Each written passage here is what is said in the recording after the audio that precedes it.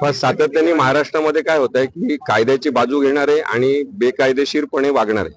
बेकायदेशीरपणे वागणारे सामान्य नागरिक, बेकायदेशीरपणे वागणारे काही पोलीस अधिकारी आणि बेकायदेशीरपणे वागणारे काही राजकीय नेते यांचं सतत चेहरे आपल्या समोर येतात। मग आता जर अक्षय शिंदेच्या संदर्भात संबंधित पोलिसांवर कारवाई करण्याचे आदेश झालेले असतील तर पोलीस हे एक साधे त्याला आपण काय म्हणतो सॉफ्ट टार्गेट आहेत।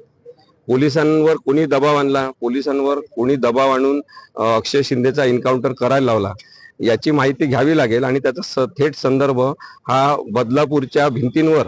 ठाणे जिल्ह्यातल्या भिंतींवर लिहिला होता की अब बदला पुरा हुआ असं म्हणून ज्या राजकीय नेत्यांचे चित्र फोटो लावण्यात आले होते त्या नेत्यांवर सुद्धा, ते कोणत्याही मोठ्या पदावर असतील सुद्धा, त्यांनी बेकायदेशीर वर्तन केलेलं असल्यामुळे त्यांना सुद्धा या कायद्याच्या कचाट्यात घेण्याची आवश्यकता आहे असं माझं स्पष्ट मत तेव्हापासून आहे। तुम्हाला कोण नेमकं या सगळ्या प्रकरणात आहे असं वाटतं, कारण सातत्याने या संदर्भात तुम्ही देखील आवाज बघा, ज्यांनी अक्षय शिंदेच्या एन्काउंटर नंतर एन्काउंटरचं समर्थन केलेलं आहे ते अत्यंत जुनाट विचारांचे, बेकायदेशीर डोक्याचे